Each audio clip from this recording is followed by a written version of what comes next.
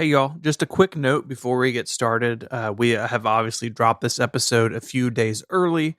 Our idea was to get out ahead of Apple's event on Monday, October 18th. Next week's episode, we're still working on, but we're planning to have that out early as well so we can talk about, it's new Macs, right? But talk about that event in the days afterwards. So stay tuned the next couple weeks, a little bit off the normal schedule, but then we'll be back to Sundays. Thanks and enjoy the episode. Mac Power Users, episode 610, iPad Workflows.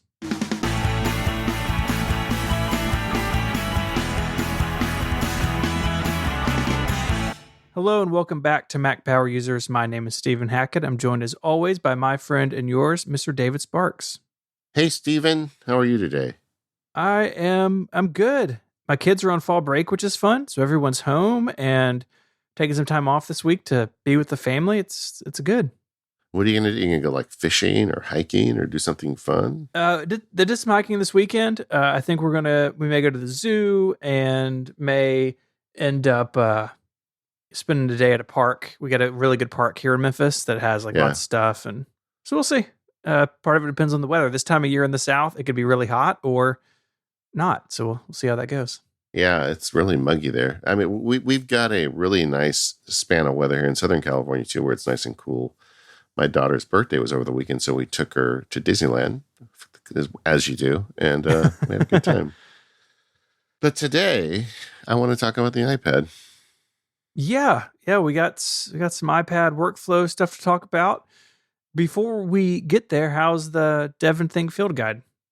It's doing great. Thank you, everyone, for the support. I did raise the price recently just to kind of keep things going. And it was like one of those moments where I was like, am I able to still do field guides? I mean, when you look at how much it costs to make one, and, I hire people and do a bunch of things. And when I raised the price, I thought, well, this might be the last one because if nobody buys it, I'm out of business, But you guys showed up and you bought it, and I really appreciate it. And I've got great feedback from listeners, and I love hearing from people who say, I've been using Devon Think for like years and years, and I learned a bunch of stuff in your course. So that's the goal. I mean, I try to make the field guides like episodes of Mac Power Users. I try to start simple and get more complex. And if anybody learns something from the stuff I do, that makes me feel like I paid for my shoes that day. So that's cool.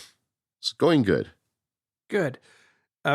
I wanted just real quickly to mention some people have noticed that the MPU Talk forums have had some downtime. I've responded to those threads, but we are working on it. We don't have like a full-time server person, obviously, but I think we've got it, at least the big stuff, taken care of. Rosemary's led the way on that.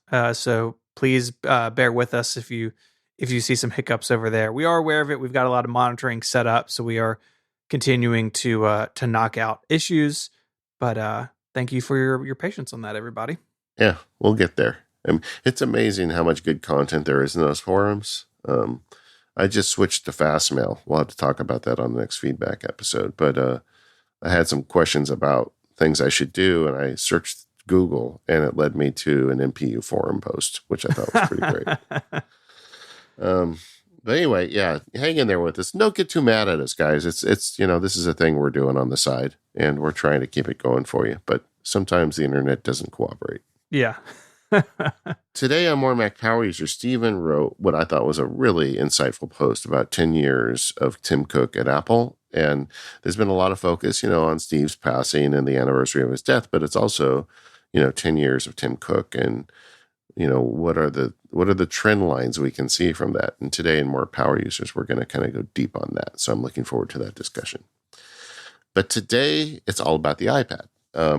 I got a couple of emails because recently I've been vocal on the show that I've kind of changed my attitude towards the iPad. Historically, I was using an iMac and an iPad, and I didn't really have a laptop, and I was able to try and kind of get around and do my stuff. But I kept banging into problems.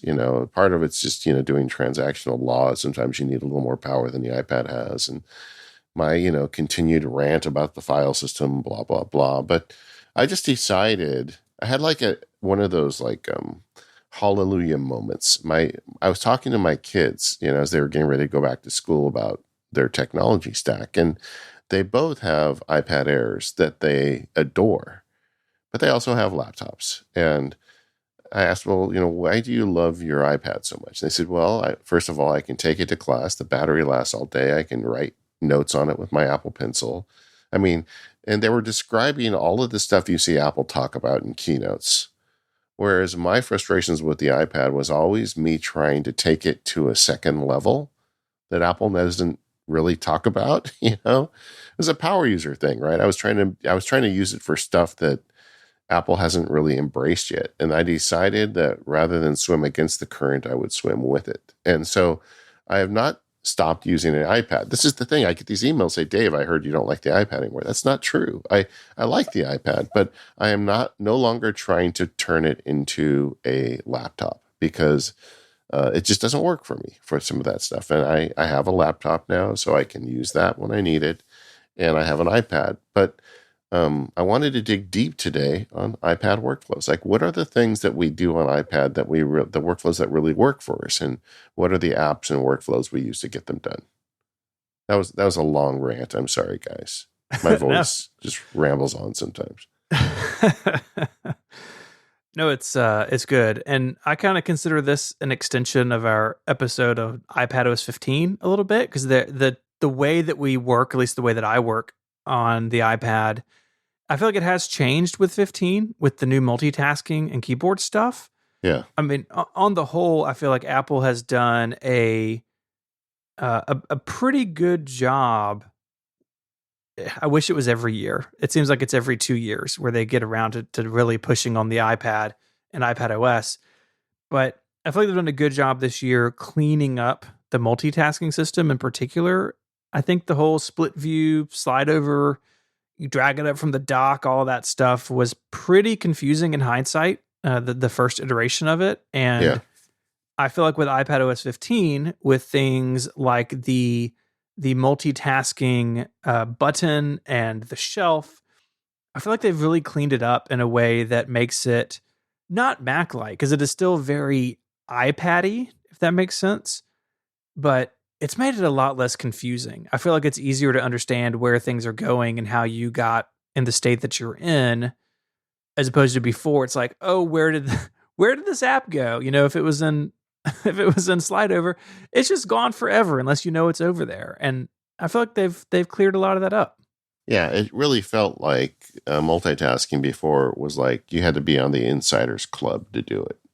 And you had to literally know the secret incantation that you do with your fingers to make it appear. And now it's just a button that's on the screen that anyone can tap. It's so much more user accessible. And I think that's kind of like for the iPad, that is the ideal. I mean, I don't want, like, something I'd like to clarify is like, I don't want the iPad to become a Mac. I don't want it to run Mac OS, and I don't necessarily want it to have the exact same feature set. But I think the iPad needs to be an iPad, and it needs to do the iPad-y things the best iPad-y way possible.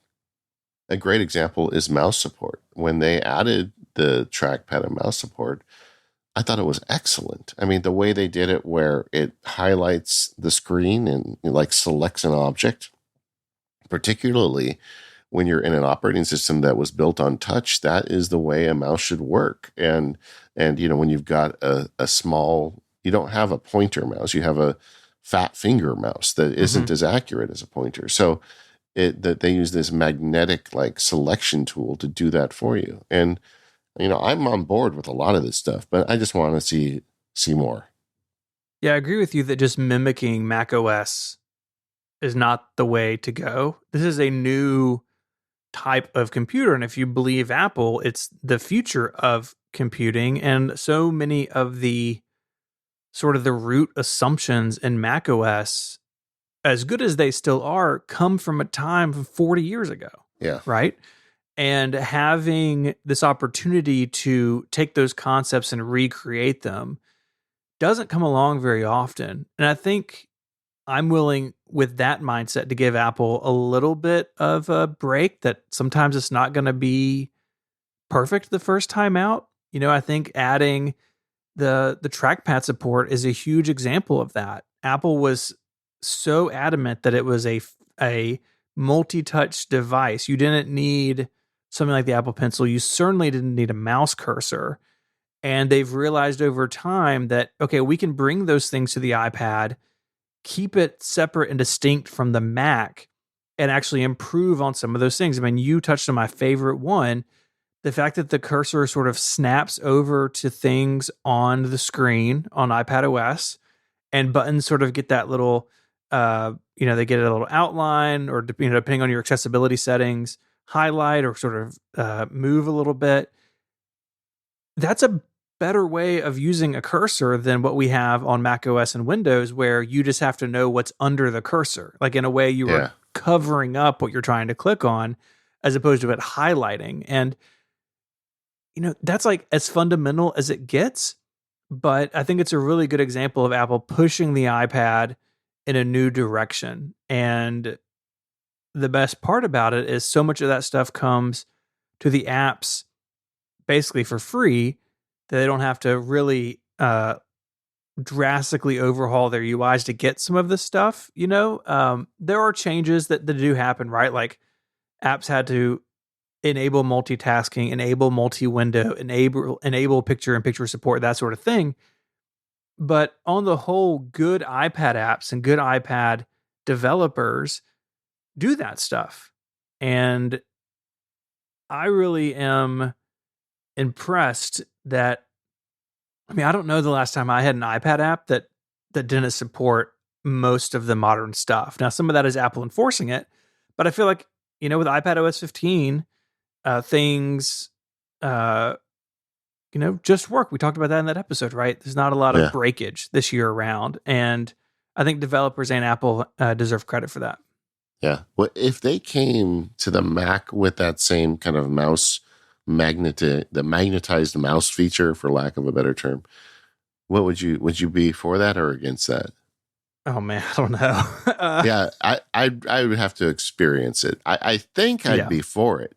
I generally like change, and I feel like I would like the Mac operating system to modernize, and I think that might Sure. be one way it would work. But yeah, I would have to try it. It is Yeah. a big difference, because we are used to the extreme accuracy of a 1 pixel pointer that we get at the end of that mouse. Yeah, and so much of Mac OS has really tiny targets, right? It's the same Yeah. conversation we talk about putting a touchscreen on a Mac, which they should do. I think people expect it. But so much of the UI would need to be adjusted and reworked for our fat, meaty fingers, Yeah. that that's not as simple as just adding the hardware.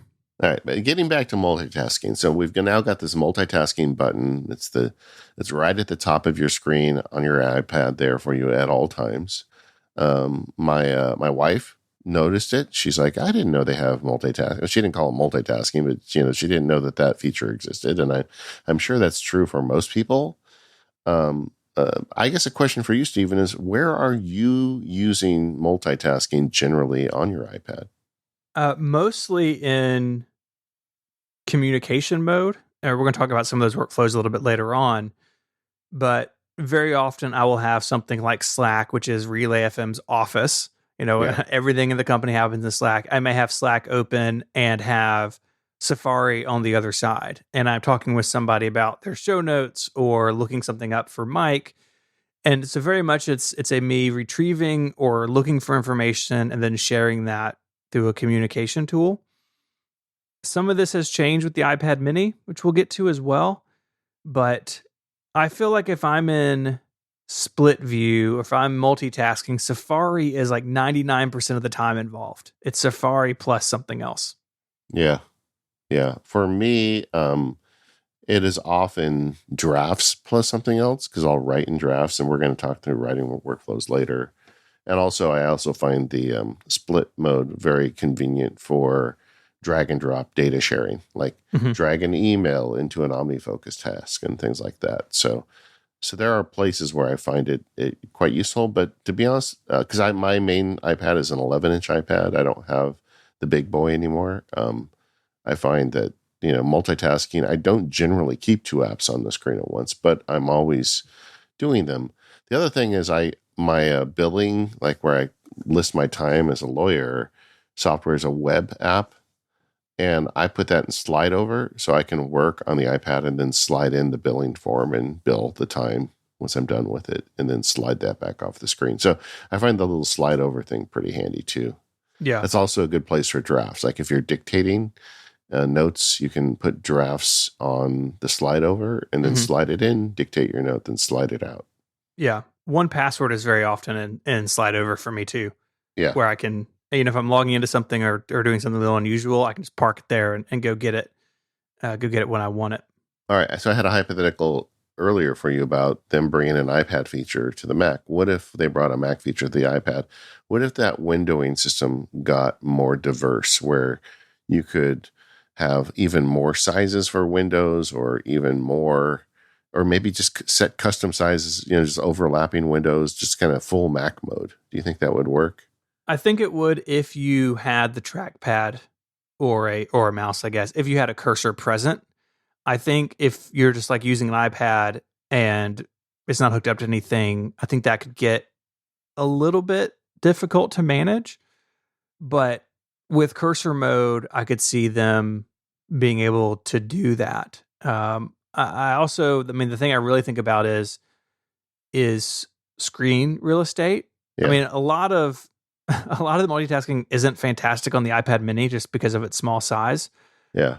But on like the big 12.9-inch iPad Pro, true multi-window like we have on the Mac, I think that'd be pretty comfortable there. Apple sold for years laptops smaller than that screen, and it was fine. And so I think the iPad could definitely support it, and I think that there are a lot of users who would like that. And maybe it's added on top of this other stuff, where if you like split view or slide over, you can keep it.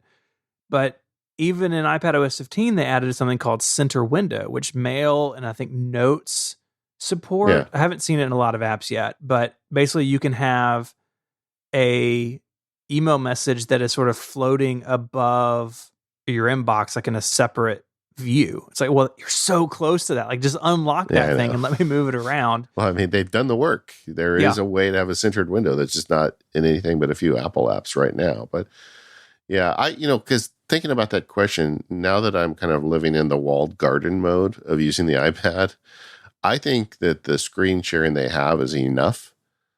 But I can totally see how people would want to have that. But I would almost want it as an advanced feature. Like, for a lot of people, they're not going to want to manage those windows. They like the way things are now. So I think it would need to embrace both. You'd have to have a way to keep it as is, but also if you want to go more advanced and have more control, you could. And not everybody has, a trackpad attached to their, or a mouse attached to their iPad at all times. That's kind of the point. But yeah, I'm with you. I think it'd be interesting to see. It's another good experiment. One other interface element that we talked about, I wanted to see how you're using it, is the shelf. And this is not the shelf that we have on our Mac with some of the shelf apps. This is instead it's a way to display active windows for a single application. I think the best use for it is Safari, where you long press the icon and then you get a list of all your Safari windows. But do you find yourself using that much? I do. I think the easiest way to think about this is it's like app expose on the Mac, where again you can see all of your open Finder windows or Safari or Mail or whatever. I like it because I tend to end up with multiple, especially Safari windows open, and then going to the multitasking screen where you have like the little thumbnails of all of your split view combinations and all your full size app, and like trying to like scroll through there and find like, where's that Safari window? I know I had it open 3 days ago. The shelf makes that all a lot faster. And I think that really a lot of people probably didn't realize you could have multiple windows open in a single app. And the shelf really makes that more visible when you do it. And so I really like the addition. I think the way they've done it makes a lot of sense, where they just show up at the bottom and you can open a new window from the shelf. There's a little plus button there on the side. I really like it. I just wish they hadn't called it shelf, because I would really like a proper shelf on the iPad. But, it's just me. See, I'm doing it again. I'm trying to go into power user mode. And Federico Vittici's written and talked a lot about that too. And I think he was a little surprised as well that they used that name. It's like, oh, well, that name's dead. This episode of the Mac Power Users is brought to you by 1Password. Go to onepassword.com/MPU in all caps to get 20% off your account. 1Password is the service that Stephen and I use to protect ourselves online. With 1Password, you can create strong and unique passwords that are different for every website, so you don't have to ever worry about getting compromised at one website and then sacrificing your security at another. But 1Password is just so much more. They keep adding features to the service. The one I'm most excited about right now is masked email with Fastmail. 1Password has collaborated with the Fastmail email service, and now you can create unique email addresses for your Fastmail account right in 1Password when you're setting up new accounts. So imagine you're going to sign up for some website. When you go to sign in, rather than giving them your actual email, 1Password will generate a random email at your Fastmail account for you. And then it'll save that email just to that login. So you have not only a unique password, but a unique email for that account as well. And when you do that, then you have control over that individual email account. If suddenly you start getting a bunch of spam to that unique email account, because it will all go to your inbox, you can just turn the email account off without screwing up the rest of your email system. It's a really powerful tool. It's called masked email, and I love it. In fact, I love it so much that it finally gave me the kick in the pants I needed to switch my mail domain over to Fastmail. And I'm using this service, and I switched over really just because of this feature. But Fastmail's great. We're going to talk about that on a future episode. Either way, that's just another example of why I love my subscription to 1Password, and I'm such a supporter of the application. So head over to onepassword.com/MPU in all caps. Get yourself 20% off. And if you're using Fastmail, start getting not only a unique password, but a unique email for every web account you sign up for. Once again, that is onepassword.com/MPU. And thanks, 1Password, for all of your support. All right, we are going to get to our workflows, but I think there's some foundational stuff we want to get through. And the other piece of this is the new way they've addressed keyboard shortcuts. Man, I really, really like this. So way back in the day, if you think like when the iPad was new, they like had a keyboard dock and you could pair one over Bluetooth since the beginning. But like the trackpad, I really feel like Apple has sort of realized over the years that a keyboard is really a useful thing to a lot of people on the iPad. And with that, obviously comes the desire for keyboard shortcuts. And so for a long time now, you've been able to press and hold the command key in any application. So say that you're an OmniFocus. You press and hold the command key and you get a sort of a heads up display showing the keyboard shortcuts available in that application. And if there's a lot of them, you can scroll it horizontally. And I think that's pretty discoverable. I mean, I don't know where else you would put it because the Mac has a menu bar and the iPad doesn't. And I think that's like a natural extension of this topic. But what they've been able to do from that is pretty cool. So it has, Command H, Command Space, Command Tab. Most of those do the same thing they do on the Mac. So like, yeah, Command Space is search, right? Like how many of us have that just burned into our left hand? I know I certainly do. Yeah. But they've also been able to build on top of that, and like with the new multitasking system, add additional shortcuts to navigate the system itself. So instead of just being able to change the way your text looks in your word processor, now you can control the multitasking system with keyboard shortcuts. Yeah. I mean, and that to me is the huge win. Like tiling windows, like right or left. I forget what's the keyboard shortcuts for that. You've got the globe key, which they're using now as well, kind of in addition to the command key. But like you have control globe left arrow tiles it left, control globe right arrow tiles it right. Globe backspace brings over your slide over apps. It's pretty, I think it's actually pretty intuitive if you know how Mac shortcuts work, where like okay, you have the key and then maybe you have a modifier and it does one thing differently. They've brought a lot of that logic to the iPad as well, I think. Yeah, at this point, I've internalized them. I don't know what they are, but if I sit at my iPad with a keyboard, I can do them. Hmm. I just, my fingers have the memory at this point. But Yeah. I am a big fan, and this comes up seemingly a lot lately on the show, but the idea of doing setups or like contextually setting up your device for the kind of work you want to do to make it easy. And putting this under keyboard shortcuts really makes that possible. Like for me, one of them is if I want to manage tasks, it's often in conjunction with email because email is a good source of tasks. And like I can open those two apps, push a couple buttons on my screen and have them next to each other.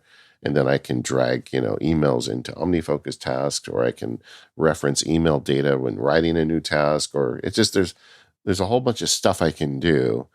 And the iPad now makes it trivially easy to create that setup. And once you have that, then your computer works better for you, right? Hmm. Yeah, I'll have a link in the show notes to a piece that Jason Snell wrote over the summer about this. And it really is an intuitive system. And I think once you internalize it, you can go really quickly. It kind of works in conjunction with that new multitasking button we spoke about a minute ago. Yeah. Uh, the other thing that we're seeing in iPadOS is menus, but it's not a menu bar at the top. But even if you look at Jason's article and if you look at some of the Apple support documents, uh, you can hold down the command key and get sort of the shortcuts, but you can also hold down the new globe key, which is on the all of Apple's keyboards, and that can, if a developer has it built in, so like if they're making a Mac Catalyst app, it will show the Mac menu if they enable it uh, on the screen. And so you can have like nested keyboard shortcuts and nested commands in a menu system. If you had told me like even 5 years ago Apple was going to do this on the iPad, I would have laughed at you. It's like they don't want to bring that complexity, but a lot of apps really need that complexity, right? A lot of the apps we're going to talk about in this episode have a lot of commands that can do different things.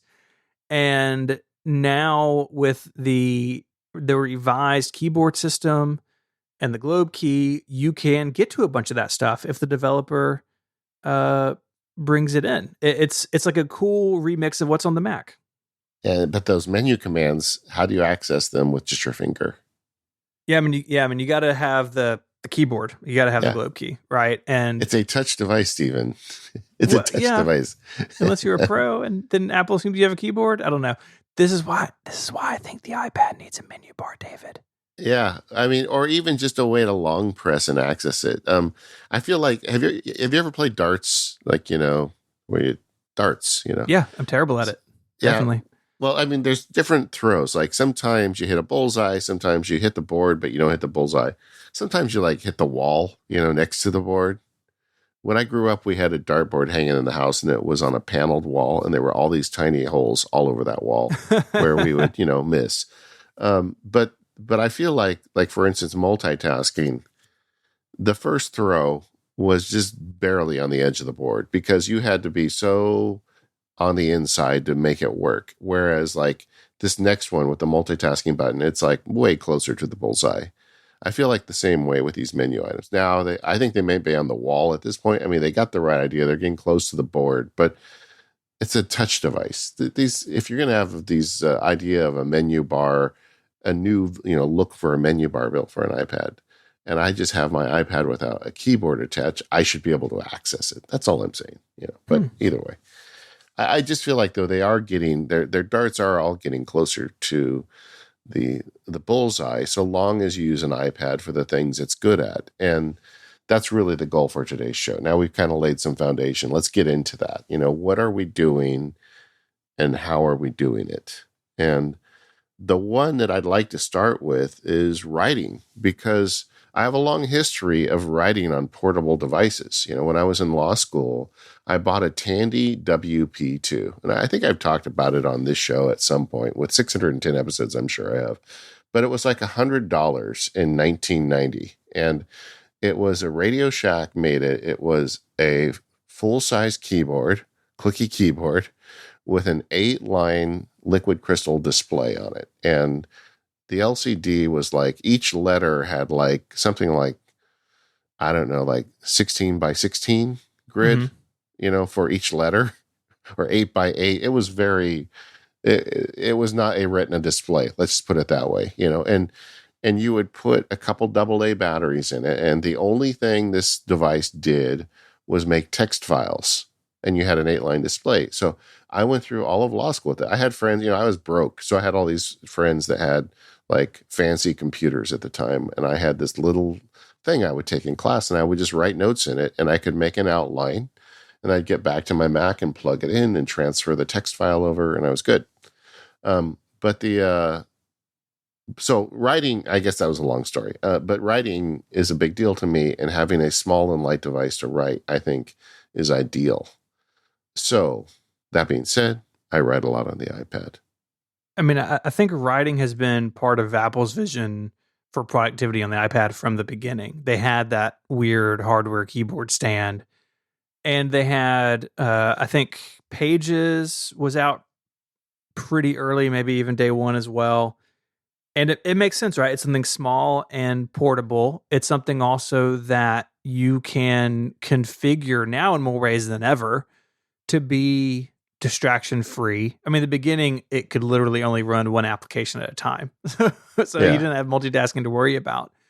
But you could put it in airplane mode or later do not disturb, and now the focus modes, and really just turn it into a word processor, right? Like your Tandy thing. There's a link in the show notes. People can go look at it and marvel at how far we've come. That was, I mean, literally in the name, a word processor, and you can turn the iPad into that really pretty easily. Yeah. There's another one out now called the FreeWrite. I just put a link in the document. You got to check. Have you ever seen this thing? I have seen this thing. It is pretty amazing. It's ugly as sin to start out with. But that's okay. Like, Yeah. yeah, it's also, isn't it like really expensive? Yeah, they're like $800 or something. I don't know, but it is kind of, it's kind of like it's like the spiritual successor of my Tandy, but it's a little fancier, and I think it's got a web connection. But it's like just a device. It's like a unitasker device. Like if you are afraid that being on an iPad or a computer is going to distract you too much, this thing is only for writing. And so people are buying this and using it and swearing by it. In fact, my friend Mike Vardy has one and he really likes it. But I think the iPad is like my spiritual successor to that WP2. It's like, it is so thin and light. It's got a great display. I can attach a keyboard, and there's, 1,000 different apps I can write words in. And those words can sync to my Mac, and I can do anything I want with them. It's so perfect for writing. So what are some of the applications you're using for that, and how has that changed over the years? I really have become, I'm such a drafts fanboy. I don't know how else to put it. In fairness, Greg Pierce is a friend, the guy who makes drafts, and he gave me money once. I did some screencasts for him on how I use drafts, and there's a free drafts field guide at the learn.maxsparky if you want to go download it. But I just love the idea of an app that you open it up and there's a blinking cursor. I mean, Greg thought of really two good things with that app. Number one is no friction between opening the app and typing, right? Because so many of these writing apps, you open them up, you've got to do something to create a new document. But what if you just open the app and you could just start typing? That's what Drafts does. And then the second thing he did is he's a really smart guy, and he added so many different ways to add automation. So I can write text in Drafts, and then I can push a button and I can send it to Ulysses, or I can send it to Obsidian, or I can put it to my blog, or put it to Grammarly. I've just got all these different things I can do with this text.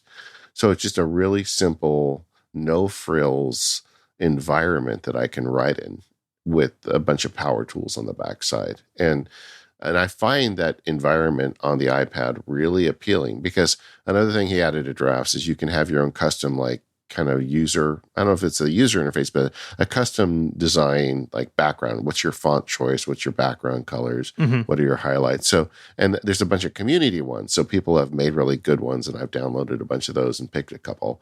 And so when I want to go back to WP2 mode, I have drafts is always on my home screen. I push one button and I just start typing. And it's just such a great, I use it across all my devices. Like I woke up in the middle of the night thinking about a problem I'm working on, and I just opened drafts and wrote some notes down and went back to bed. And there's just something to that simplicity that I love. Yeah, I really think the best iPad writing apps are like that, where you don't have to deal with a lot of file management on the front end. Now, and Drafts does it better than anyone, but it does turn your iPad into a canvas for writing.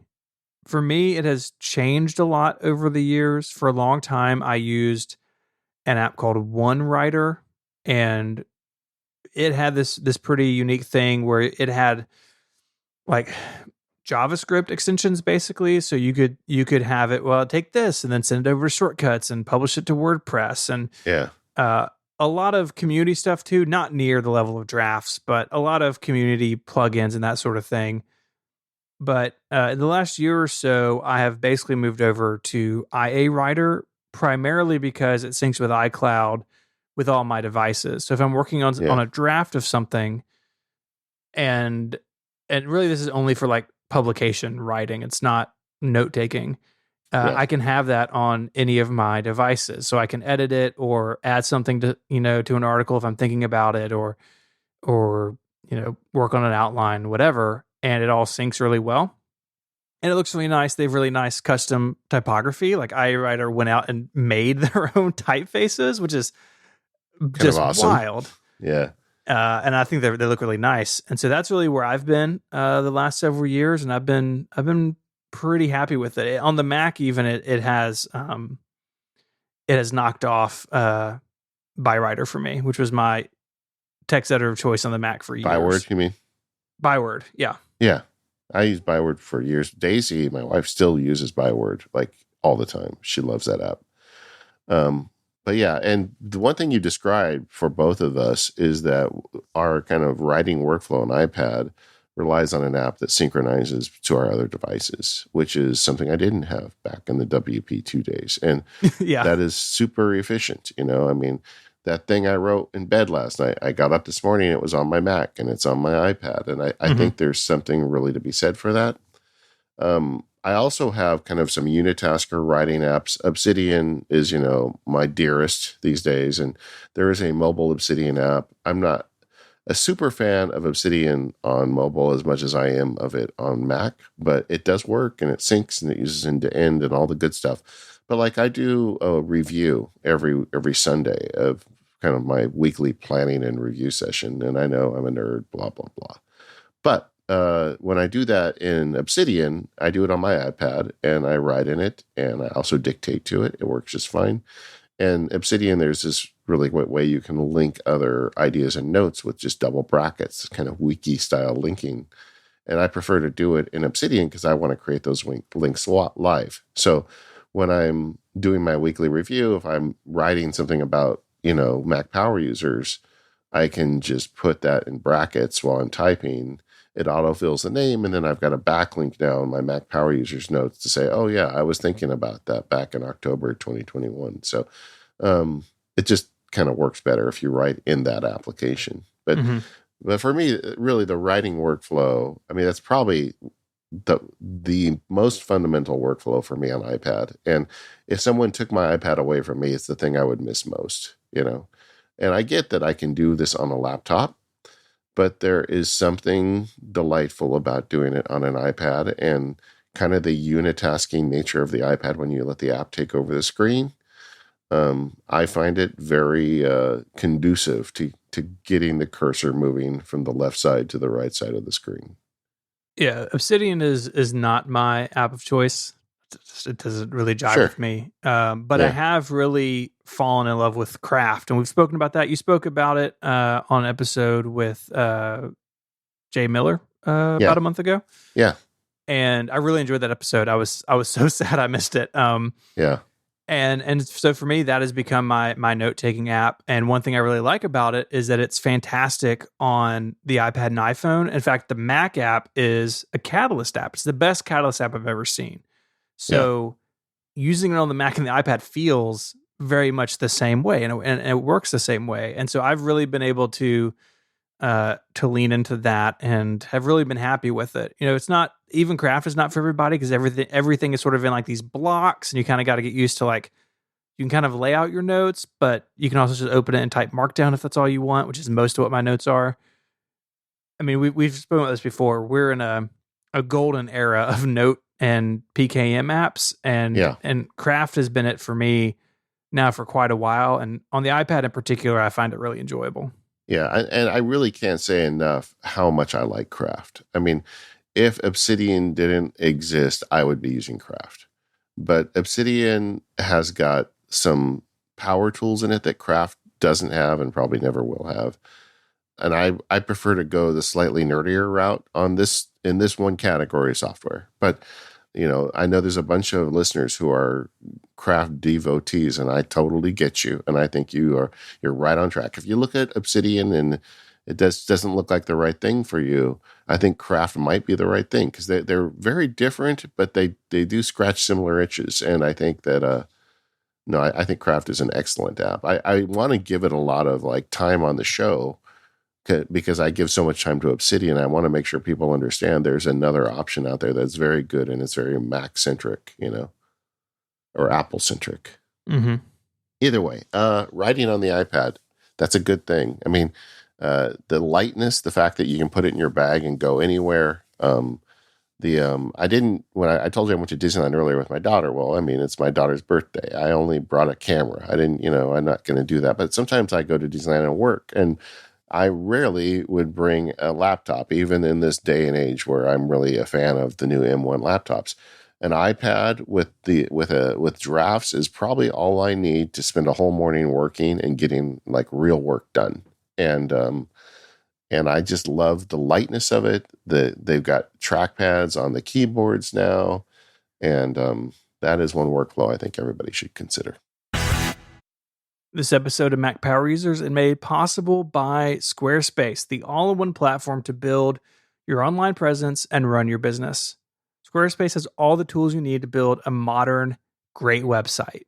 They have online stores, marketing tools, analytics, and you can plug in all these different sections. So if you need a blog or a podcast, or maybe you're hosting events, all of that stuff is just built in with Squarespace. You just create a page, you tell it what kind of page it is out of all those options, and you're up and running really quickly.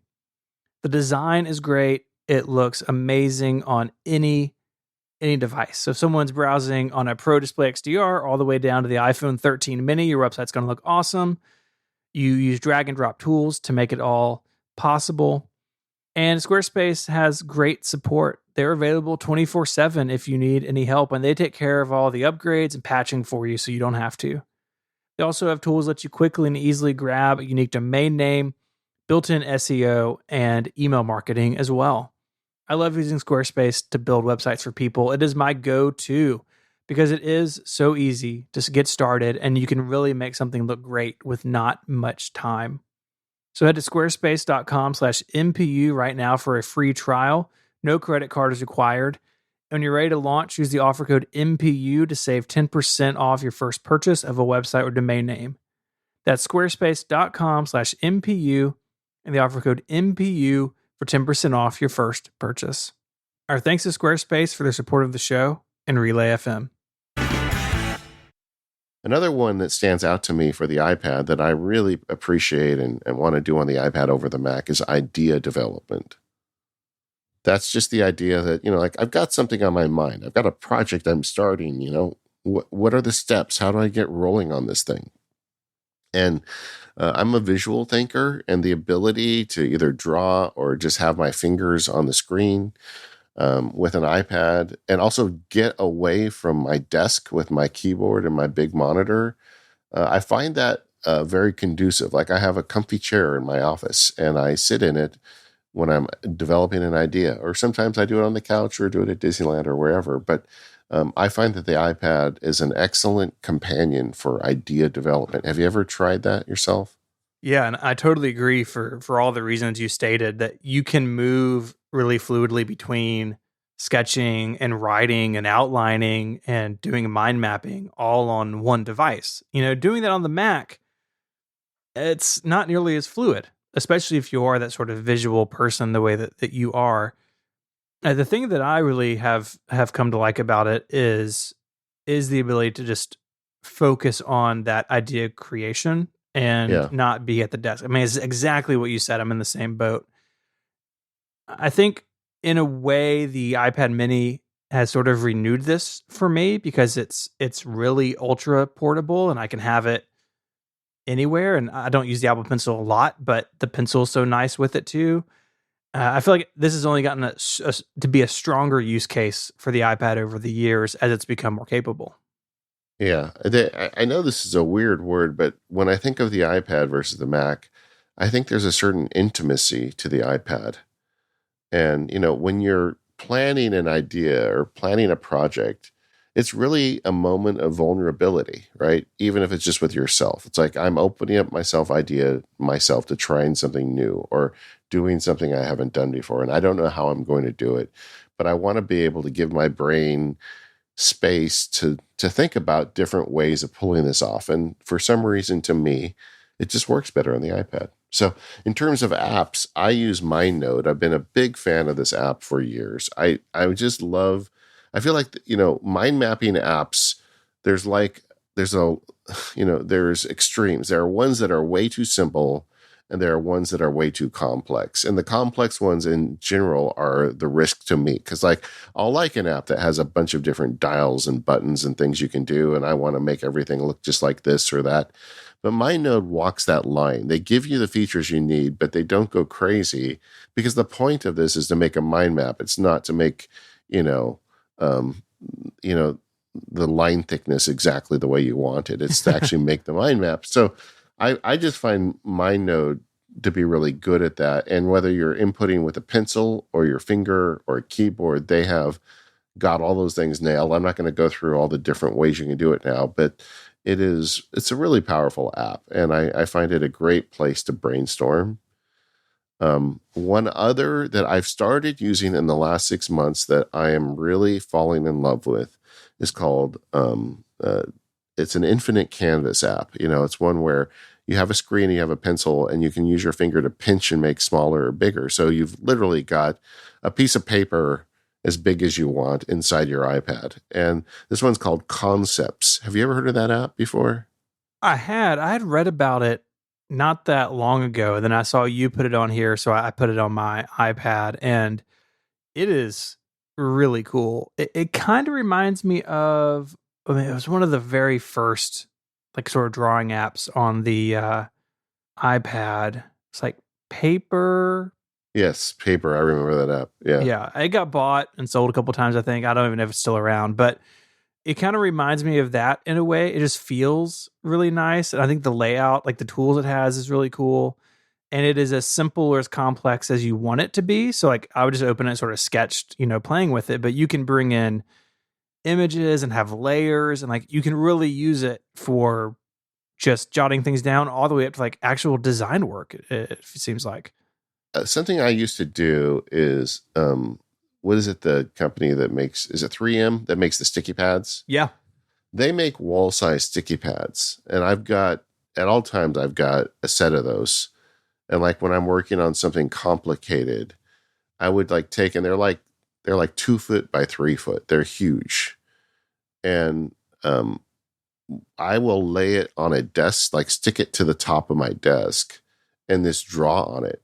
And like, as I'm trying to plan something out, and then I can use that space. And I don't draw out like big with a Sharpie. I draw with like a pencil. But I've got this massive canvas I can work on. So as the idea develops and grows out, I can move arrows and draw things together. But the problem with that is when I change my mind or want to move something on the canvas, I can't. It's analog. Right. Um, and the advantage is you can see it all, but the downside is, it's permanent, even if it's in pencil, really. Whereas this Canvas app is like a digital replacement for that. Now, if I could have a 20-inch iPad, or like an iPad drawing service, and put this Canvas app on it, or a concept on it, this Canvas app, I think I'd like it even more, because right now I feel like I've got this little window that I can do, and you can expand and shrink the document. But I do find this kind of interesting. It's not really a mind mapping app. I still think MindNote is superior for mind mapping because it just does it for you. But just for idea exploration on iPad, I'm a big fan of concept. I'm going to talk more about it. Maybe I'll do a screencast on it at some point or something. But I've got a couple of things I'm working on right now that are very complicated. And I've got this growing concept kind of drawing. It's, again, getting back to the visual nature of the way I think that really helps me kind of figure it out. How about you? Well, I was going to ask you before we move on from that, are you doing that with the pencil? Yeah, of course. Apple Pencil. And just a big thing. And I'll when I do a session on it, I will reverse pinch to get like a section of the page and deal with a detailed issue of the problem. But then I can pinch it to make it bigger and like connect that to some other area of the problem. And it's a lot of words and diagrams. It's not like a product design. It's more of like, how do I solve this problem, and what are the key areas I need to deal with? It's similar to a mind map, really, but it's not. It doesn't work because the mind maps, I need specific tools in mind maps like MindNote has. But this is more of like really just kind of blue sky. How am I going to deal with this? And where does this connect to that? Yeah. Before Concepts, I was using an app by the Icon Factory called Linea Sketch. And it is primarily, I think, a drawing app. Like, yeah. Artist app, but I liked the tools, and I actually really liked the way they laid out the tools. And I mean, Icon Factory are indie They're developers pros. in our world, so but that's still a fantastic option, and it's still on my iPad. I'm not going to get rid of it. I tend though to think a little more. I don't want to say in a linear fashion, but a tool like Trello really fits the way that I think better than just like, here's a canvas and the Apple Pencil. Like, sometimes that's too much freedom for me. And Trello on the iPad in particular is where I like to use it, because you can tap and like pick up a card and move it between the columns. And so Trello is a very sort of traditional like Kanban sort of system, right? You have columns, you have cards, and you move them between them. And the cards kind of all sorts of details and metadata. And if it's like time to sit down and like really think out a project, so like I did this with my Kickstarter, I had a Trello at the beginning, and there were columns for things like possible rewards, a column for issues that I foresaw, questions that I needed answering, ideas for the content of the calendar. And I graduated from Trello as the project went on. But that really, to me, is where I start with either idea creation or like project sort of fill out, if you will. Yeah. And I want to use Trello on the iPad more than any other platform, because the metaphor is so good that you have a bunch of cards and you can pick them up and move them around. There's something about that on the iPad that I find extremely satisfying in a way that's like, yeah, I can do it on the Mac and it's fine. Like the website's good on the Mac and they have an app, but it is like built for the iPad in a way that really clicks with me. Yeah. If somebody's curious about some of these workflows, I would recommend, make your beverage of choice and get a comfy chair and try and do some of this type of work away from your Mac with your iPad and just see how it works. I mean, I just find it more conducive. I don't know how else to put it. Yeah. I'm lucky enough that I can own both an iPad and a Mac, and I'm going to use each one for what they're good at. Mm-hmm. And I think a lot of these kinds of work, especially the first two that we've spoken about today, really can benefit from being someplace that's not your desk, that's not at your Mac. And so, use the portability aspect of it. I know not all of us can get out into the world yet, but for me, if I'm really working something like this, I'll just take the iPad out onto the back patio, or, sit on the front porch or walk to the park, or having it where the rest of my world is sort of behind me and the iPad's in front of me, I find extremely useful in these types of workflows where just the change of scenery and like using the iPad, it just puts me in a different mode that I find really useful. Yeah, there is like real science behind that. And I know this is kind of straying into the stuff we talk about unfocused. But there's a great book out. It's called The Extended Mind by Annie Murphy Paul. And I told Mike Schmitz about it. And on the Bookworm podcast, they both gave it 5.0 ratings, which is their top rating. And I found this book really interesting. And I know, gang, I'm not trying to like cram self-help books down your throat, but this is just about the science of our brains and our bodies. And, you know, for the longest time as humans, we did our thinking walking around the plains. And now all of a sudden everybody says, no, you can do your best thinking when you're sitting at a desk behind a computer screen. Well, that's very new to our species and not Right. necessarily correct, But I think the iPad can really plug into a lot of this stuff of getting yourself up and moving and getting your brain engaged in a way that it wouldn't otherwise. And I don't know. It's like you can't carry around a 27-inch iMac and do this stuff. So there's something to it. So, be that guy at the. I was picturing like you on like a park bench or like like a table, like a lunch table or something at a park, and you have like a long extension cord and your iMac is plugged in. Yeah. No, I'm thinking Disneyland, like Yeah. getting in the front gate, going through security with a 27-inch The iMac. Mac Pro's got wheels on it. You could just pull it behind you Yeah, that's true. Like a red wagon. Yeah. Don't do that. That's a terrible idea. Yeah, but there is something to this stuff.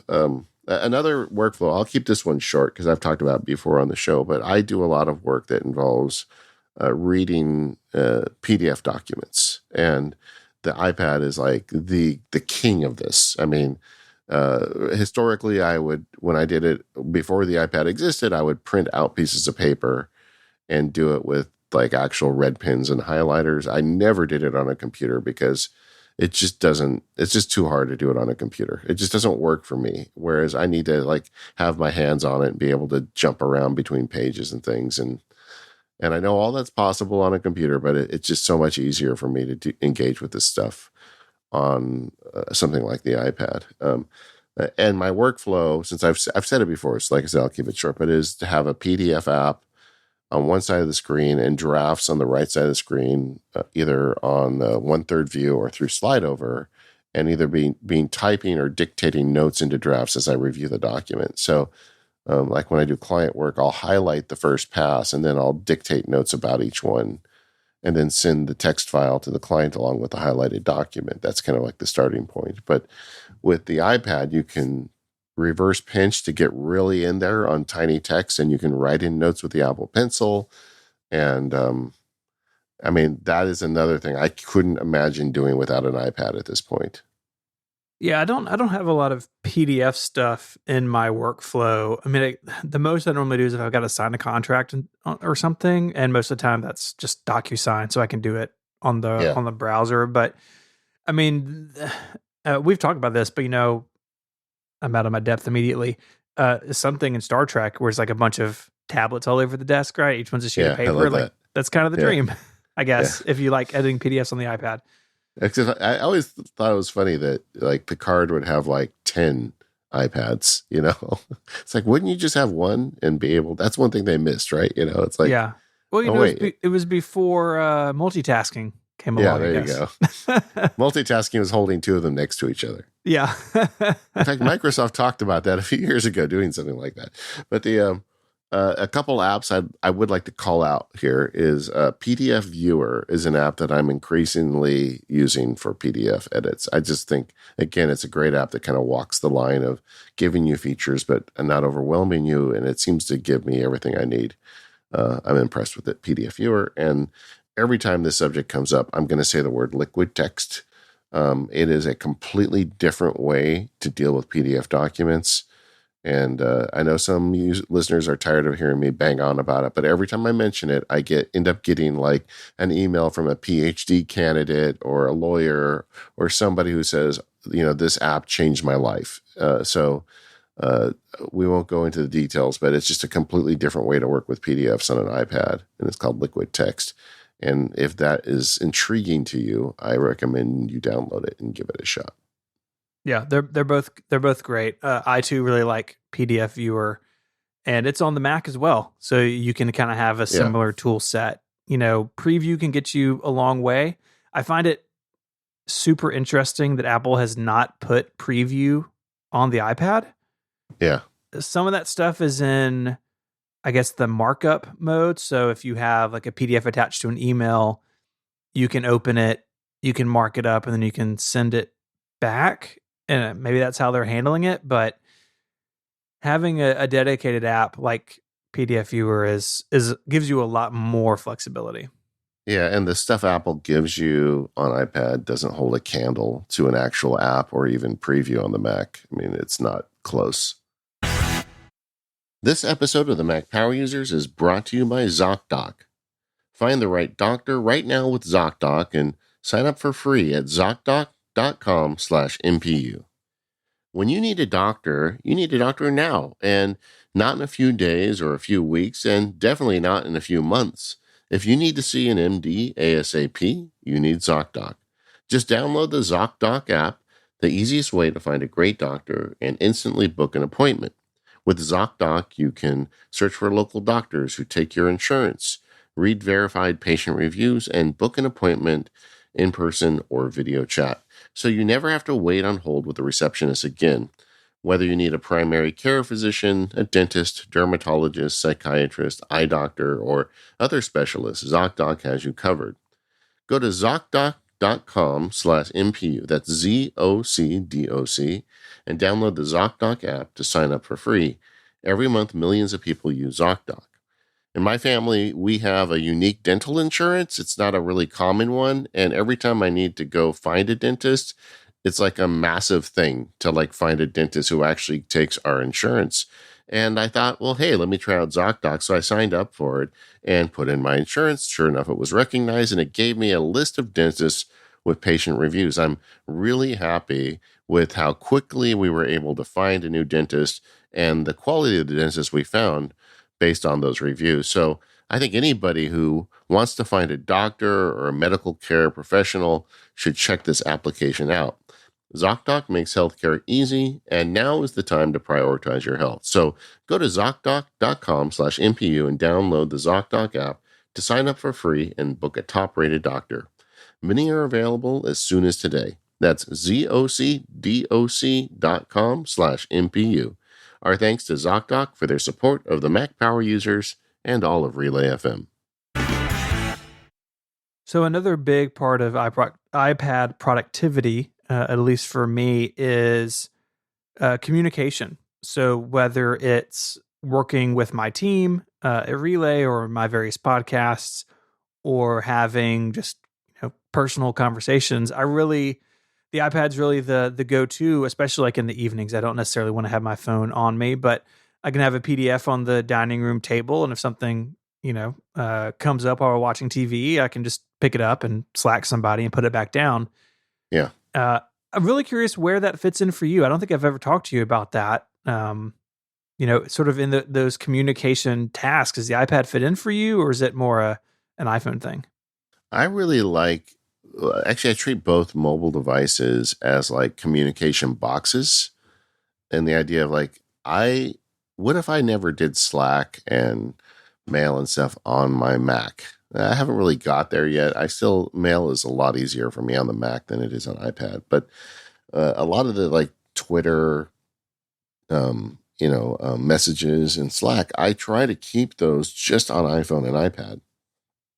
And the idea behind that is, I do a lot of like production work on my Mac, like I'm working on screencasts or doing something, I think the idea of not having those apps there means less distraction from them. And then I have to be intentional about picking up my iPad to do communications on it. So this isn't something that the iPad is inherently good at, like the other stuff we've talked about, but it does give me like a box I can put to the side to contain something that I don't want to distract me too much. And so I use it that way. I try to keep most of the communication stuff on the phone or the iPad.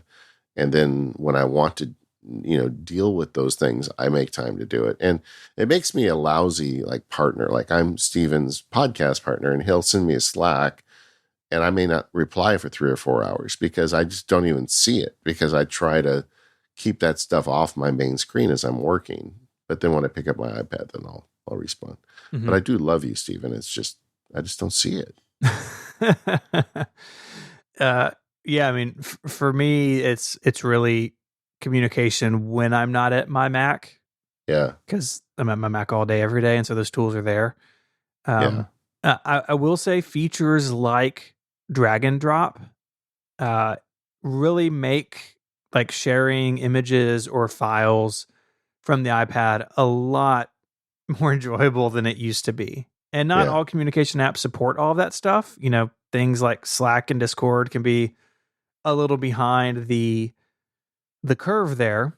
But if most of your communication is something like iMessage, that's obviously going to support all of Apple's stuff. And yeah, having that side by side as you're sharing photos with somebody on like the family thread, like that's way better on an iPad than anything else. yeah, And I think a lot of the benefits that the iPad brings with things like writing really carry over to communication workflows as well, right? Things like the fewer distractions and being able to selectively multitask. Or on the Mac, basically you're always multitasking.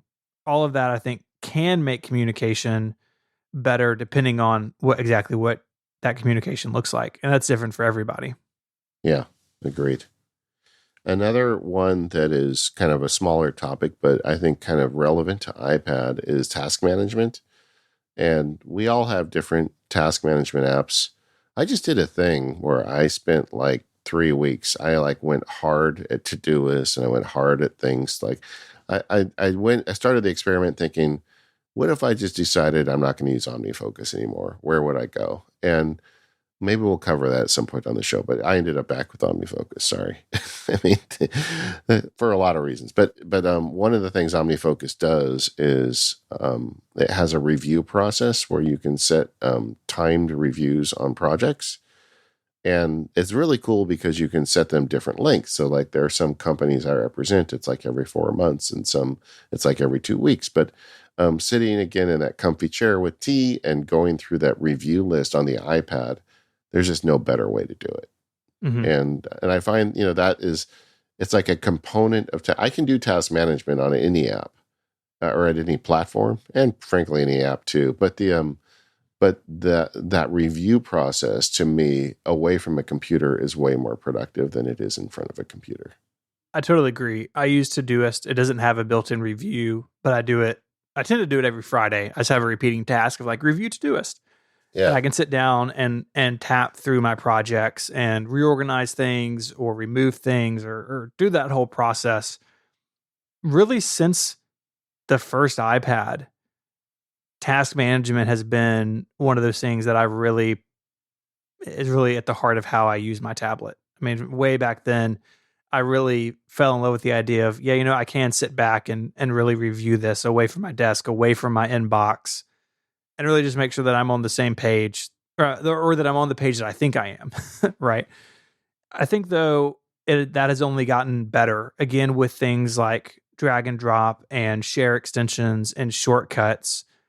I can very easily manage my tasks or add things to my my inbox and Todoist or just specific list from anywhere in the OS, and I can do it very quickly. And that's an even bigger thing on the iPhone for me. yeah, But that is someplace that iOS and iPadOS I think still just beats Mac OS out. That I have this data, I need to save it over here in my task manager. Like Apple has won that on its mobile devices, and the Mac is getting there. Of course, shortcuts with Monterey hopefully will change that as well. But I find the capture process also very good, not just the review. yeah. And one of the things I realize as we're like getting through this show is there are two themes here. There are two categories of apps or workflows that both of us are gravitating toward on the iPad. The first category is things that are just better on the iPad.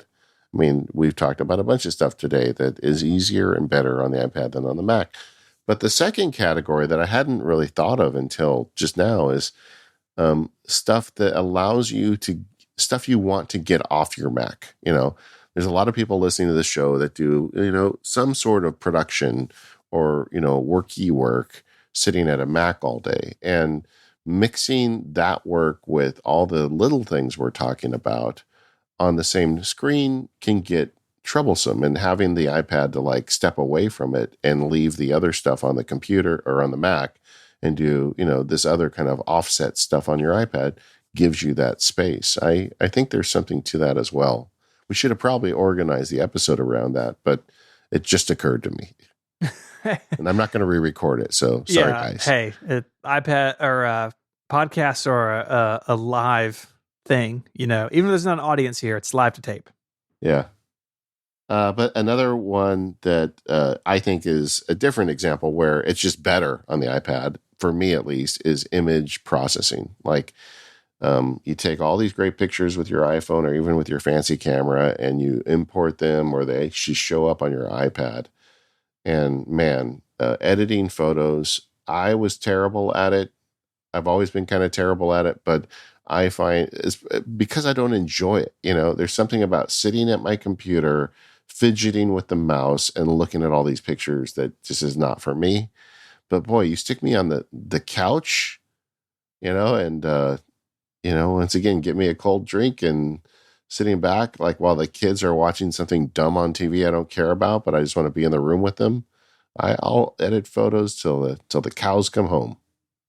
I remember when the iPad first came out, this was really something I pushed hard on from day one. And that's before things like iCloud Photo Library, which meant, okay, like your pictures are on your phone and you got to sync them to your computer, and then you sync your iPad to the computer and they show up there. And then eventually we had PhotoStream, and for a long time, just the power of the iPad held us back. So in the early days, a lot of iPad photo editing apps had limits on like export size, which obviously is not something that you want. I want to be able to export this at the full, real estate of the image that I took.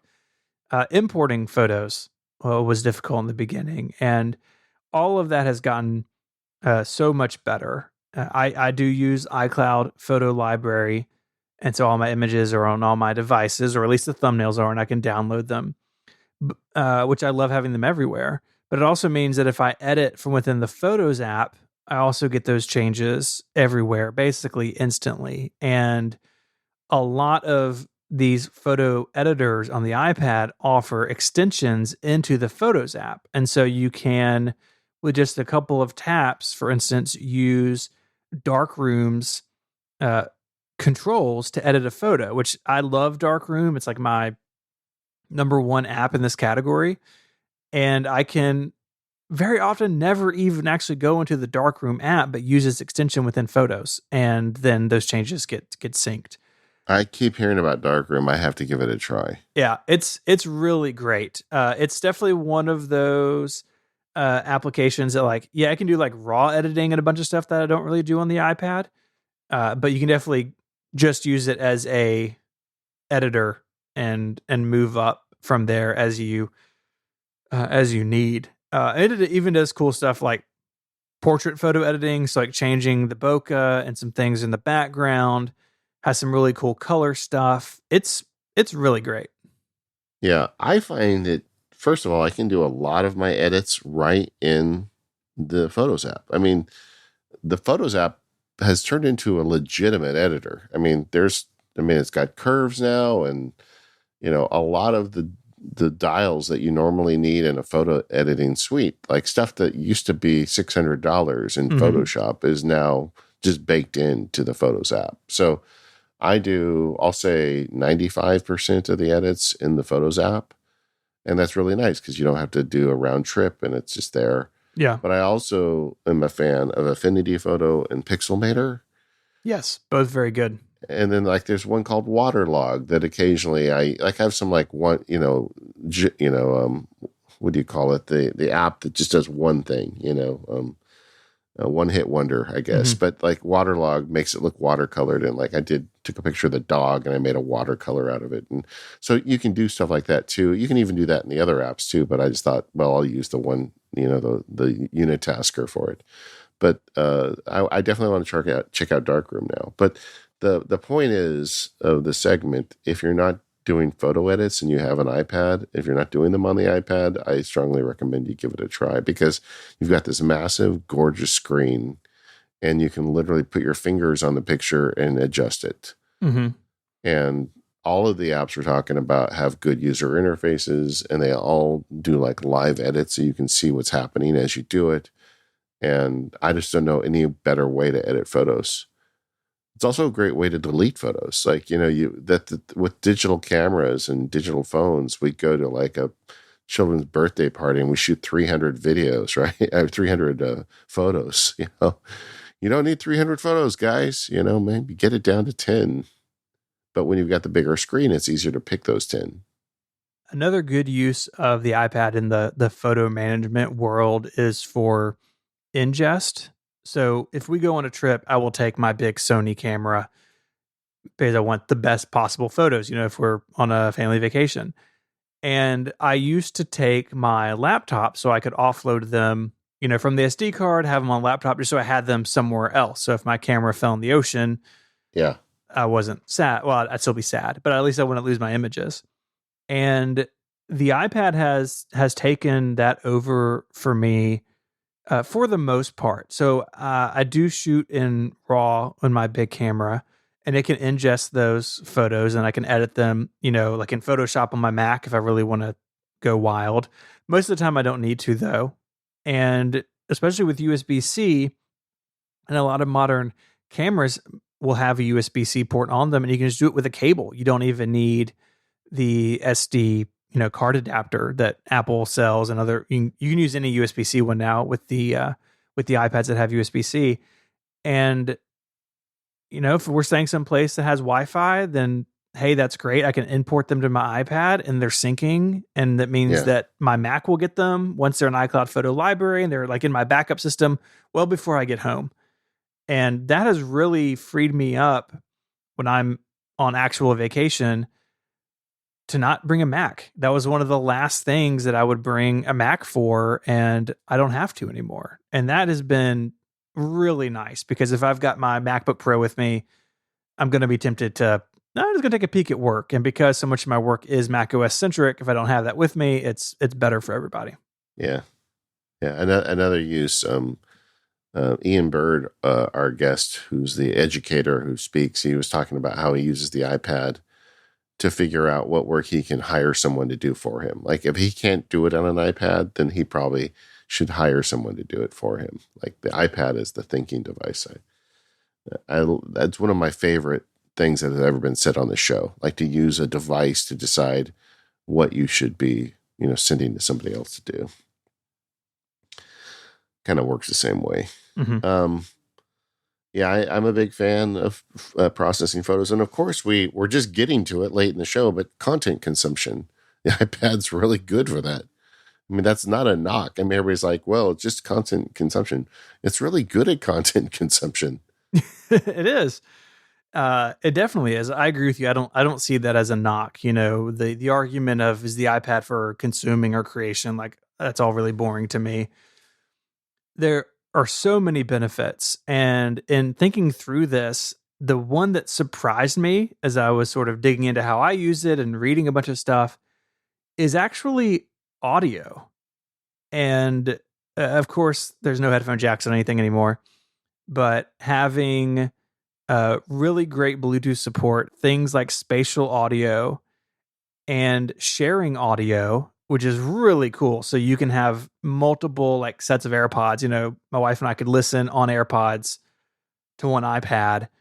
That sort of stuff has made this pretty sweet. And the Mac can do some of that, but then you're carrying around a notebook that is not as portable, not as light, not as flexible in form factor. And yeah, it's really good at it. And it's only gotten better. Apple has continued to push on this too, while at the same time making it better for all the things we've spoken about so far. They've also made it better for, hey, I'm just going to kick back and like watch something. Where do you use the audio? I mean, what apps are you using to consume audio? I mean, audio itself, like I'm all in on Apple Music. I'm not doing anything wild there. Yeah. And as far as like on the video side, I've got all the I got young kids, right? So like, I've got Hulu and Sure. Disney Plus and Netflix, and Yeah. most of that runs through the Apple TV app. And boy, I wish everything did, because the things that don't feel increasingly isolated. Netflix. What about you? Well, you have it easier because when my kids were little, we had to like go through the whole like process of ripping the DVDs, to get them digital. So because kids watch the same thing over and over again, Yep. and and they also have a tendency to put peanut butter on DVDs, in my experience. So like you want to get a copy that they can actually watch repeatedly. Now with the streaming services, that gets a lot easier. For me, the consumption on the iPad that I do the most, I do watch video, maybe too much. I don't know. I forgot. I wanted to ask you because you mentioned it. Spatial audio. Are you doing that? No, I don't have any products that support it. So I just have regular AirPods, and you need AirPods Pro or AirPods Max. I don't own either of those. Yeah. And so I am not doing anything with spatial audio. Well, I would tell. I'm using it. I know that like I was listening to you guys and Federico talk about it, and Mike, and you guys are very opinionated over there and connected about this. I can tell you, I've been listening to the same jazz tracks for my entire 50-year life, and I like it. I think it's cool that they're playing with it. They're moving the music around a little bit just to freshen it up, and it doesn't bother me at all. And there is a playlist of just jazz classics that they put in spatial audio, and there's some great stuff in there. And I don't know. I'm a fanboy. I think it's good. I'm sure that you could do it poorly too, and I haven't listened to everything they've done in spatial audio, but I kind of like it. Anyway, getting back to my consumption primarily is reading. I think the iPad is, getting back to Captain Picard and his stack of pads there in his office. I mean, the iPad is great for reading and way better than a laptop. If you just want to read a book or read some content online. So I have the full content consumption stack when it comes to reading. I use Reader with two E's. That's my current RSS app, although it's always seems like that's in motion. And then from there, I can easily save things longer form stuff I want to read to Instapaper. So I'm still an Instapaper subscriber. Any highlights I make in Instapaper automatically get sent to Readwise, which I've talked about on the show. Same thing for Kindle. That's another pipe for me. I have just kind of over the last 4 or 5 years gotten to where I buy all books on Kindle, and I know that, I'm in somebody else's sandbox and I can't like hand them down to my kids if I bought them and put them on a shelf. But the minimalist inside me that doesn't want to have a bunch of books on the shelf, and the fact that like this integrates with Readwise and the digital parts of it, I just buy stuff on Kindle now. And so I've got all these books on Kindle, and the highlights in there also forced down to Readwise using the Readwise service. Yeah. It's just the whole system. I'm so happy with it. It just works. And whether I'm on a little iPad mini in bed or somewhere else or sitting on the couch with the bigger 11-inch iPad, I can read anything and just pick up where I left off. I love it. Yeah. I have a regular hardware Kindle that I really like, but I also read on my iPad mini. The workflow that I've been using here, because I don't use anything like Readwise, but you can export your Kindle highlights as just HTML. I do it through the Mac app, and then I just drag that file into Craft. And so I have a notebook in Craft called Book Highlights. Yeah. There's a bunch of individual notes of books I've read over the last several years, and I just have the highlights just saved in that note. So if I go back and like, I know I've read this somewhere, like a turn of phrase or something, or I'm looking for a specific quote from a book, I can do that pretty quickly. And so much so that I actually went back through my library, because I just started this recently, and exported highlights from like all the books that had highlights in my Kindle library going back years. And now I've got this little collection of things that past Steven highlighted in Kindle books all in one place. And then, if you really want to take it next level, just go through your highlights and highlight those, get that down to like 1 or 2 paragraphs of what this really meant to you, how you're going to incorporate this into your life. And that's like, I feel like that's the ninja move at the end. But either way, so you can do that. Readwise also now has a plugin with Obsidian. So that just happens automatically for me. It pulls them into Obsidian too. But I've got this like stack of reading, and it all happens on iPad. I don't do any of this stuff on the Mac. While I'm on the subject, Readwise has announced they're coming out with a kind of do it all app they're going to be doing that does like, I think, RSS and Read It Later and Readwise all in one. It's still in development. I've sent the email begging to get in. I think I'm going to get in. And that would be nice if there was just one app to do it all. But either way, the stack I have is working fine. So we'll see. But yeah, that to me, that is like all iPad. And I would be very sad if I wasn't able to use my iPad to read anymore. So something else, two more apps to mention in reading on the iPad category. There's a cool service. I'm trying it for a year. I don't know if I'll renew it or not, but I'm impressed so far. It's called Shortform. Okay. And it is like one of these book summary services where they read books for you and then they summarize it. But I've always found that the summaries by most services are too short. They'll get it down to like 2 pages. Whereas this one is like more like 15, 20 pages, which I feel like gets me a better idea. So I've been using that, and that's kind of fun to read on the iPad. And then a buddy of mine, because I never have been a person who read comics, it's just not my thing. Yeah, same. But a buddy of mine's like, like all of that Star Wars catalog is on Marvel Unlimited, right? And I'm like, okay. So I signed up for a year of Marvel Unlimited, and I'm kind of going through a lot of old Star Wars stuff. It's kind of fun, like at the end of a day, if you just want to unwind. And I don't know if I'll do that more than a year, but it's kind of fun. I don't know. But that's a different kind of reading that the iPad is uniquely good at. Like, I'm not sure I'd want to read a comic on a Kindle. No, that black and white e-ink screen, lightsabers don't really pop on that the way they would on a beautiful P3 wide color gamut iPad. Something sort of related here. I think we're going to probably talk about this on Focus because it came up on that show. But we had a guest on Focus who like swore by the Remarkable. Have you heard of this? The Remarkable 2. It's like an iPad-sized e-ink screen that you can write on. Yeah, I remember. And I ordered one in just out of curiosity.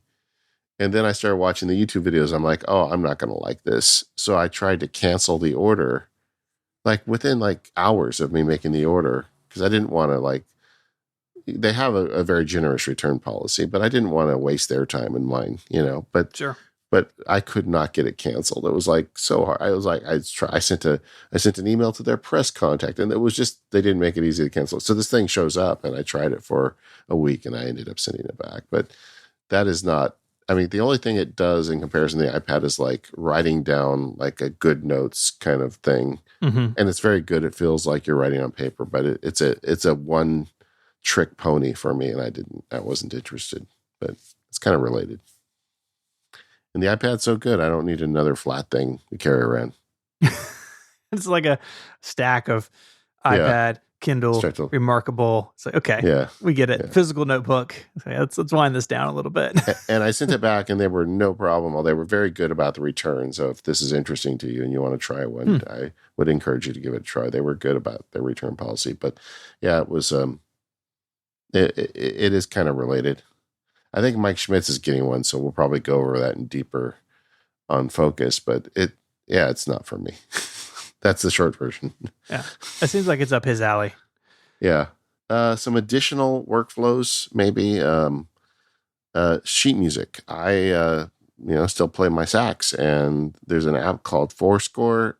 It is excellent for anybody who wants to play music on their iPad, and I've got all my music in there at this point. No longer do I have to dig through the piano bench or folders for music. I can find anything I want. You can combine it with a Bluetooth pedal. You can turn pages automatically. They just get everything right. Another one that I'm sad to say isn't an iPad workflow is calendar planning. I keep trying to plan my calendar on iPad. That's another one that I think would work good in the comfy chair or on the couch.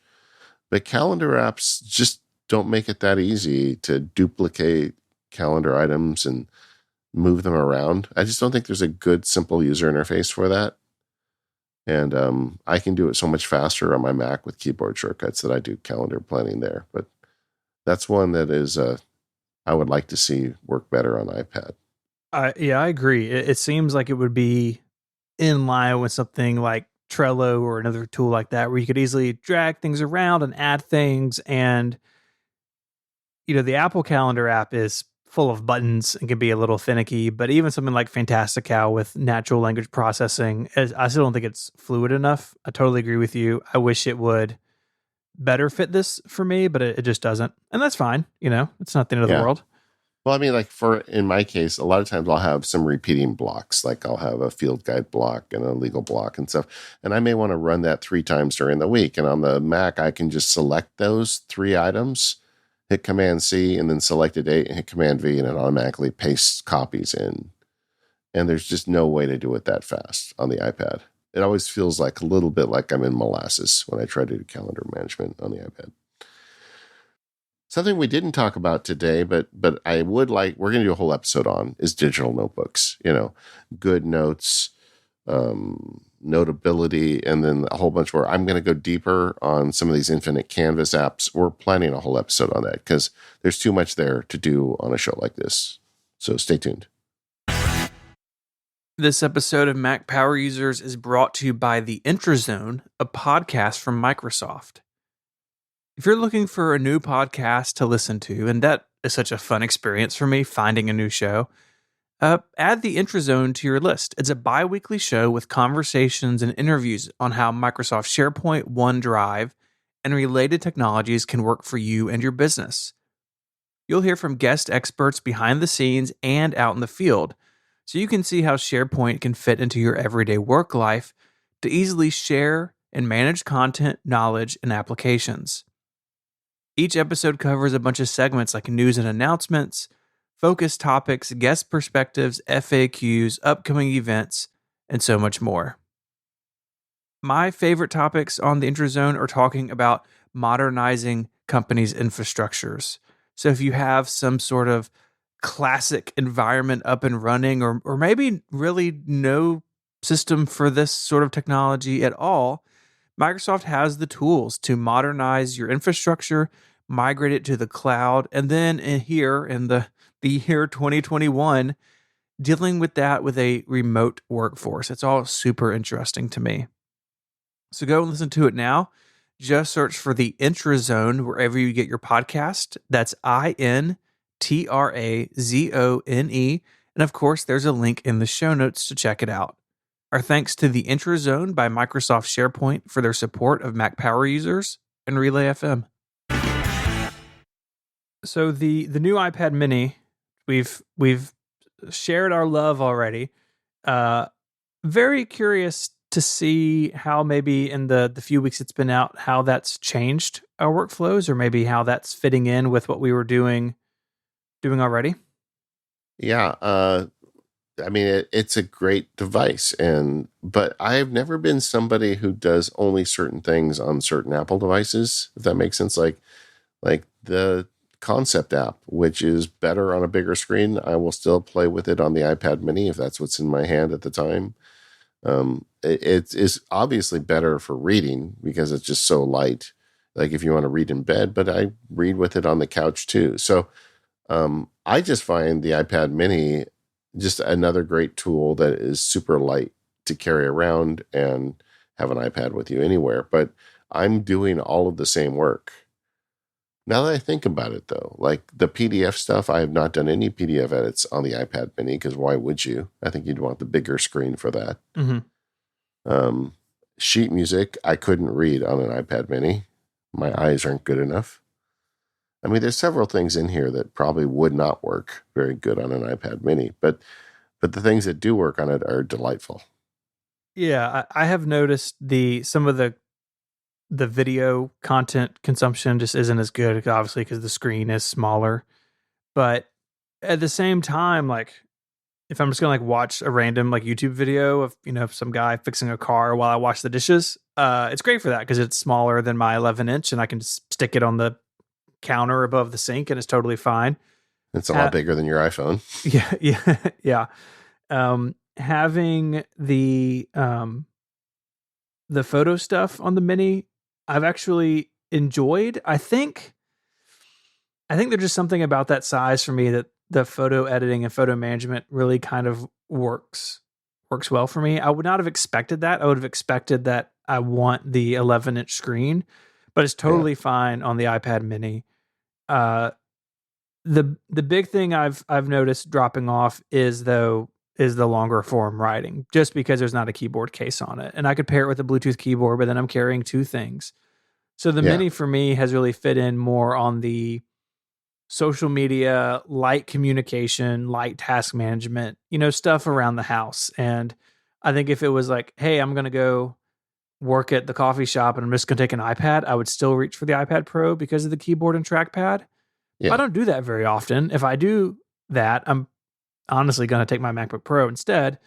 And so, in a way, the iPad Mini has been really clarifying for me. I wrote a blog post about this, that it has sort of helped me like feel less iPad Pro guilt in a way that I did Yeah. not expect. And it's like, yeah, in a way, this is like the most iPad for me because it does all of this light stuff really well and does most of the consumption stuff really well. And I'm not sort of worried about the overhead of the iPad Pro, if that makes any sense. Like, I know it's a very weird thing to say and think, but it's what I thought about it. No, I think you're right. Like a lot of the stuff we talked about, like get away from your workspace and do this somewhere else tasks. I think the iPad mini is really good for that stuff. But like I go to, when I take a lot of times when I do these Disney trips, what I'll do is I'll just get up and go there in the morning and treat it like a remote office and work there until like lunch. And then I'll, get a hot dog and come home. And the, that the iPad Pro is the iPad for that. Even I've done it now 2 times since I got the iPad Mini, and neither time has it ever occurred to me to bring the iPad Mini because I have a keyboard and trackpad support, and I can get real work done that I can't do on the iPad Mini with that, and it's still light enough, for that trip. But the iPad Mini I do find just delightful. Like when I was talking about OmniFocus reviews, I mean iPad Mini, boom, done. Mm-hmm. All the reading workflows I just prefer on the iPad Mini. It's just so much easier than a bigger iPad.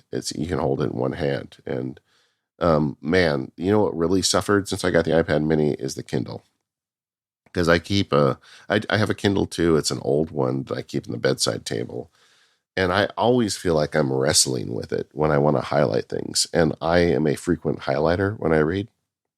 But the Kindle, like if you have a highlight and part of it's on the current page and the rest is on the second page, it is like, it is random as to whether or not you're going to get that highlight across 2 pages. Mm-hmm. Whereas on the iPad, that is just super easy. And I get that I'm bombing my eyeballs with, the wrong kind of photons before I go to sleep. And the Kindle, is better for that. But man, the iPad just makes it so easy. So I don't know if I'm going to even keep the Kindle at this point because nighttime reading on the iPad Mini is good for me.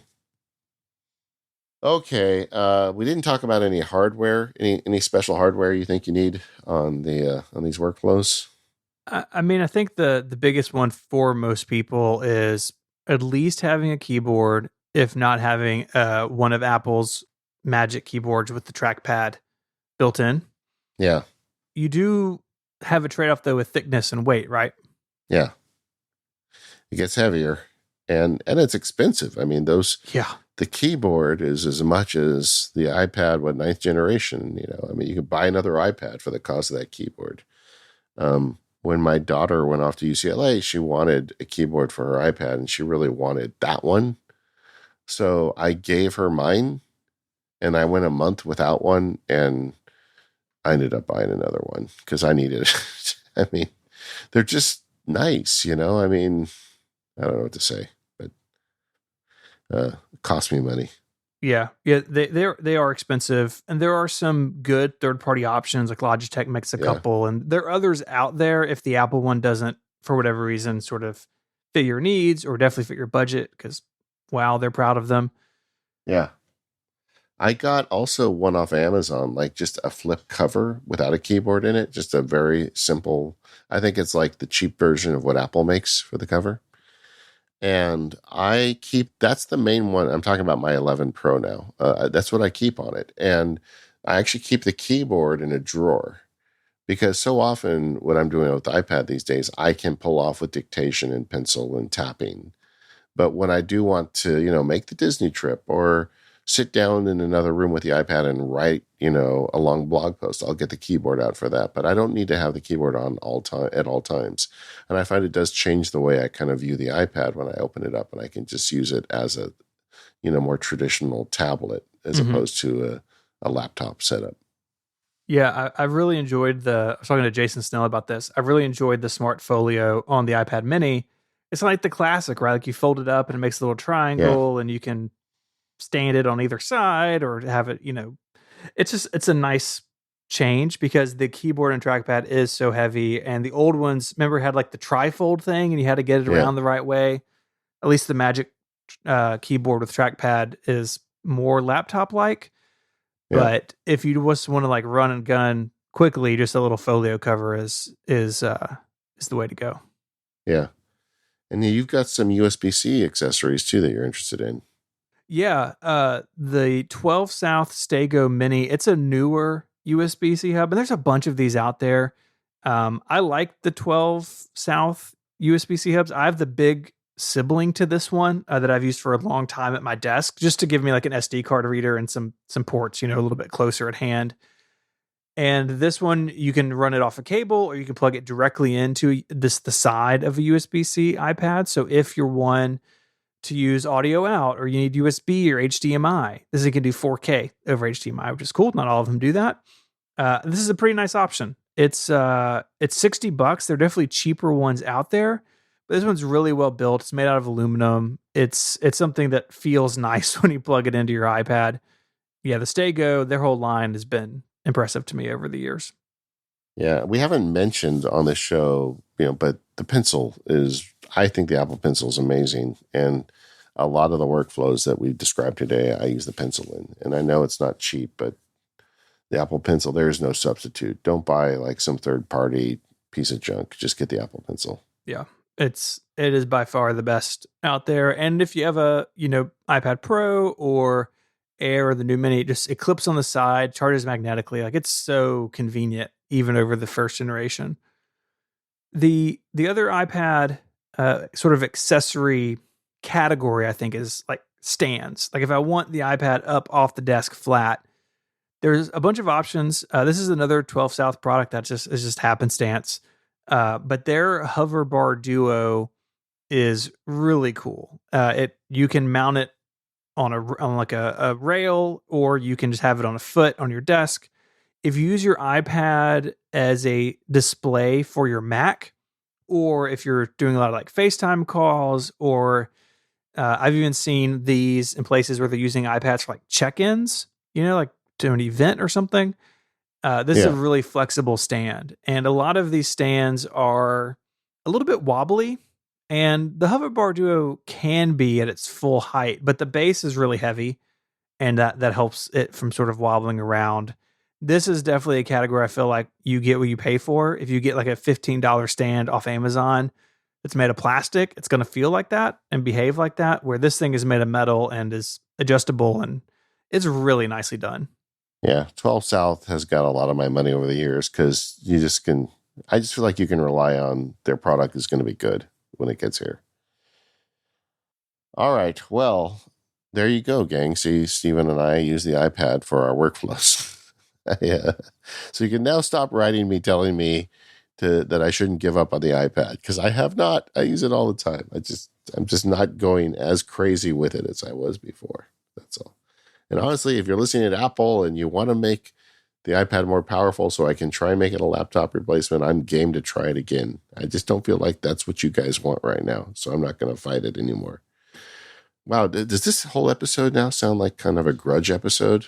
I don't think so. No, we a lot of good iPad stuff in here. All right, good. Either way, we're the Mac Power users. You can find us over at relay.fm/MPU. Got those forums that I find in Google searches now at talk.macpowerusers.com. The sponsors this week: 1Password, Squarespace, ZocDoc, and the Intrazone. Thank you all for your support. And gang, please check out our sponsors. Helps us keep the lights on, and the Sparks and Hackett families and shoes. And we'll see you next time.